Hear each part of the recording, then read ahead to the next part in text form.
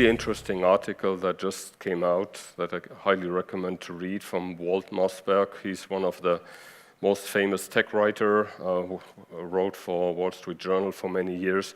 He just retired, and he wrote his last article last month called The Invisible Computer. And he actually, and I have one quote here, he basically says, "Tech was once always in your way.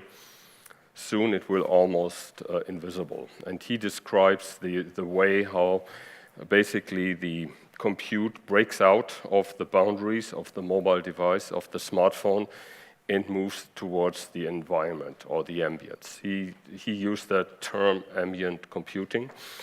And what we see, or what we predict to happen, is that together with that mega trend, there will be new types of displays, and the visualization of the internet and the visualization of content will become ubiquitous through smart glasses. Ideally, into a form factor as the glasses that I'm currently wearing. That's a few years away, but I think there are a lot of developments going on right now that lead to that direction. We recently saw a major step towards augmented reality, mixed reality consumer adoption. Apple released ARKit to be included in iOS 11. So that will be the first wave to pave the way into consumer adoption. It'll take a few years before that really speeds up, but we already see today all the different applications that are being developed for it. We basically, or I feel that this is just a first step, as any experience that is bound to a mobile device, be it a smartphone or be it a tablet, is a limitation. So what I think the market ultimately wants is a head-mounted solution where the display becomes as easy, as lightweight, as simple as possible. So mixed reality will change and reinvent life as we know it. I have a few examples here that I'll want to walk you through a bit. So on the top left, you see an example that hints towards shopping experience. So you see two women looking at a third woman that's wearing a coat, and the one woman basically points to that and is able to attract or retract information about that object in a visual space. So this is obviously a path towards interactive experiences, interactive shopping experiences. So any object that I see in the real world, I can overlay this with mixed reality information. I can use this, for example, for shopping experiences. We're going to see a dramatic shift in the market of e-commerce. Amazon just acquired Whole Foods, for example, and I think that's just the starting point where e-commerce and traditional retail will get married. And that's an example where things will become very integrated and ubiquitous. So when you're sitting in your living room in the future, you'll probably can create an Amazon experience, and then you'll have your shelf with yogurt or with drinks, and just pick the virtual object, put it in a virtual shopping basket, and 3 hours later, everything gets delivered by a drone to your door. And in order to do that, a lot of things have to happen on the technology side, but I don't think it's that far off. On the other side, on the right side, you see another example, which is a field technician. So you have people being able to repair or do maintenance on very complex technical environments without being fully trained. So you can have an expert sitting in the cloud and then with a good mixed reality experience, you'll be able to perform these repairs. Lower left, collaboration and communication. I think the dream of many people is that we can transport people to different places. So I could have stayed in the Bay Area without having to be here physically. That's, I think, is a very realistic scenario.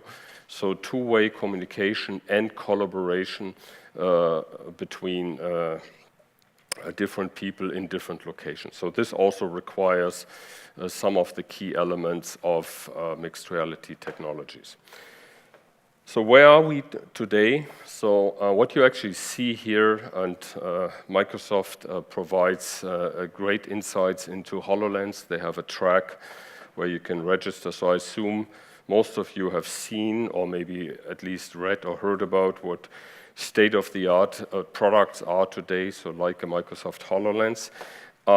Great product with certain limits. One of the key limits is the fact that it is very difficult to get up close to any object. So all objects are being rendered usually at a certain distance. So there's a focal plane in HoloLens that is around 2.50 meters. Relatively low or small field of view, so the resolution of the device isn't really or doesn't really meet the requirements of many of the application.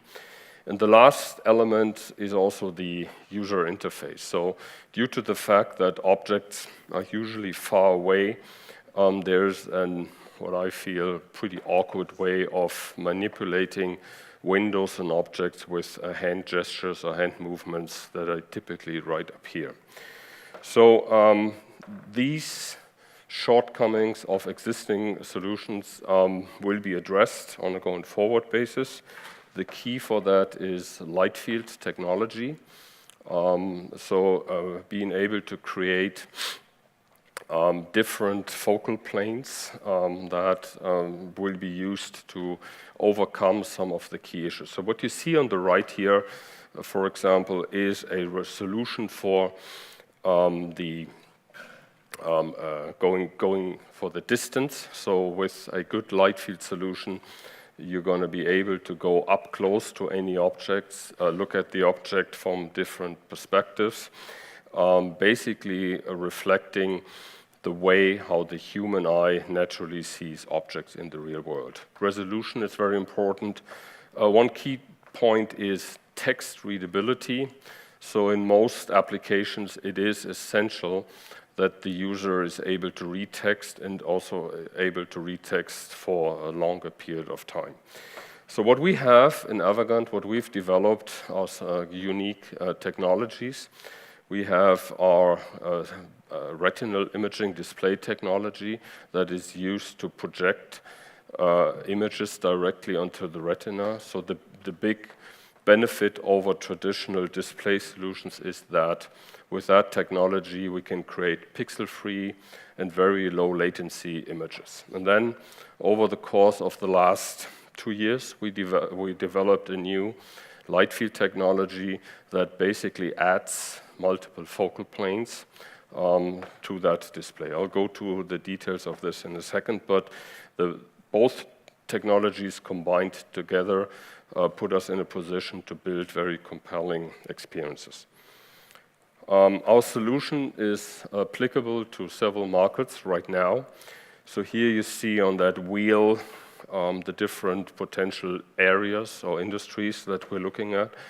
In the enterprise space, healthcare is an area that where we have a lot of demand from the whole design, engineering, automotive, aerospace is very interested.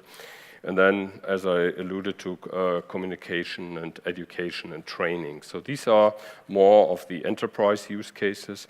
And then on the consumer side, obviously, entertainment and commerce application coming. So let's talk about our product, what we are doing at Avegant, and what our technology is in a little bit more detail.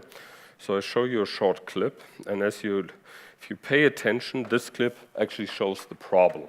The problem is that I have a virtual object on my hand here, and either the hand, which is obviously a real-world object, is in focus, and the object on top of the hand is not in focus, or vice versa, and this doesn't look natural.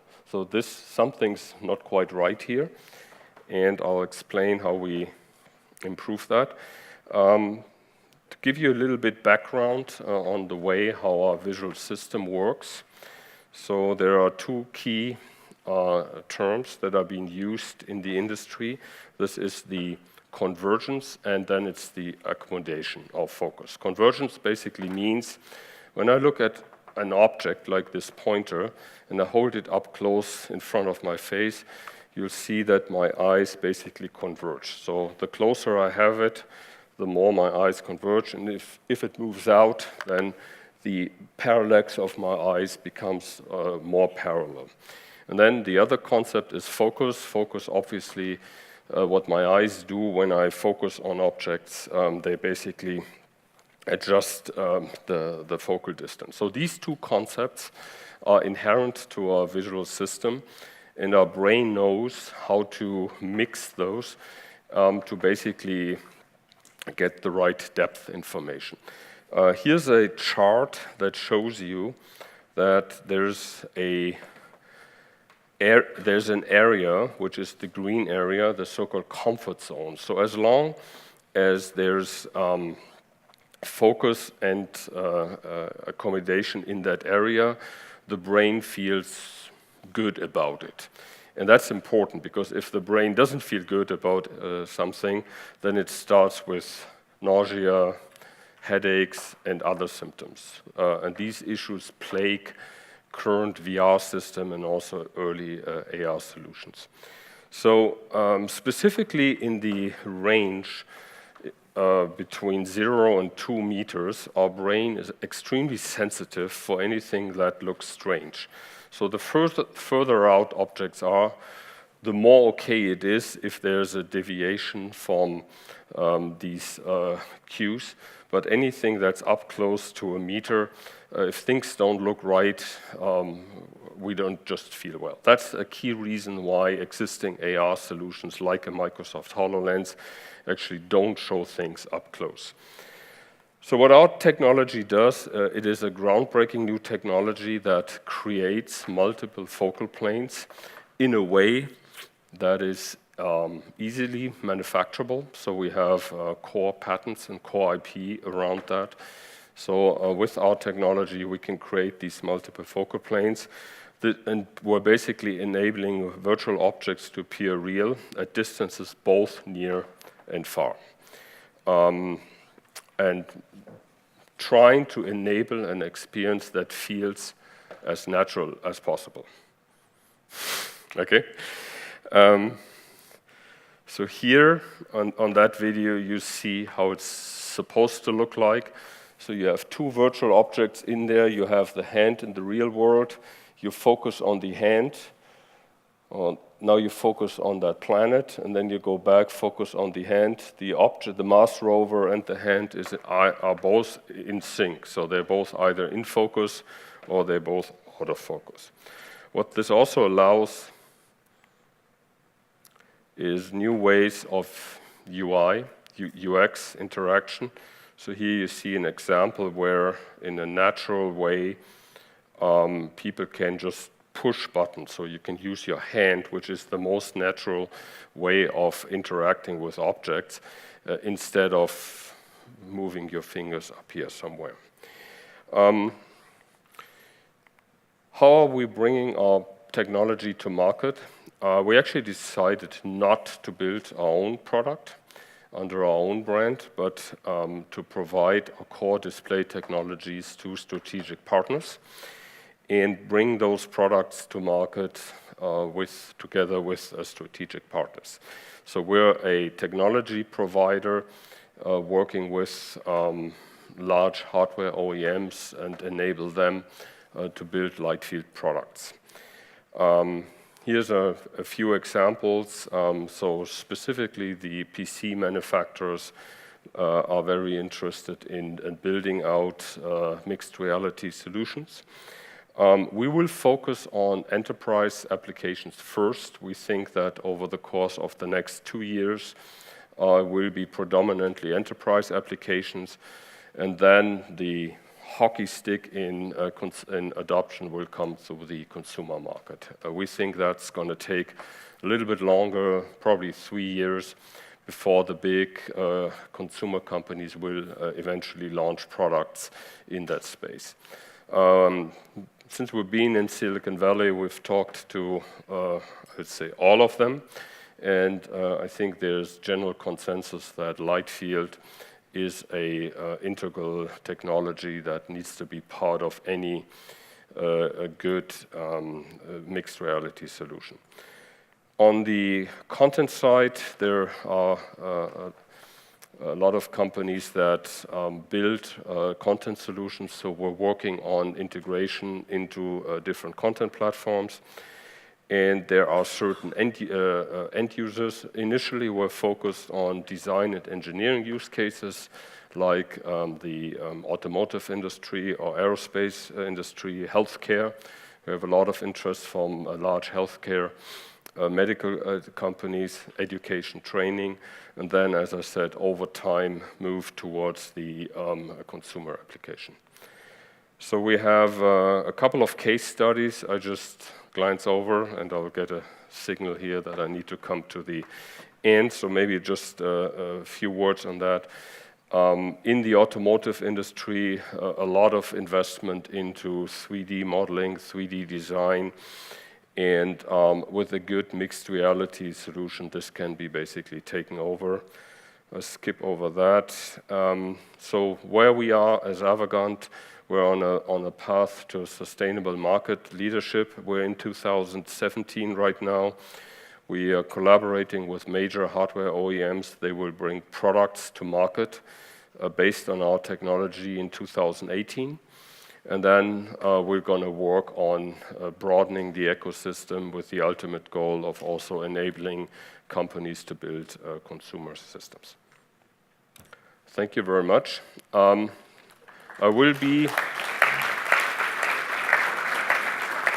have 30 more seconds, so if anyone is interested in seeing the technology, drop me a line. We'll be in München next week from Monday through Friday, and in Beijing the week after.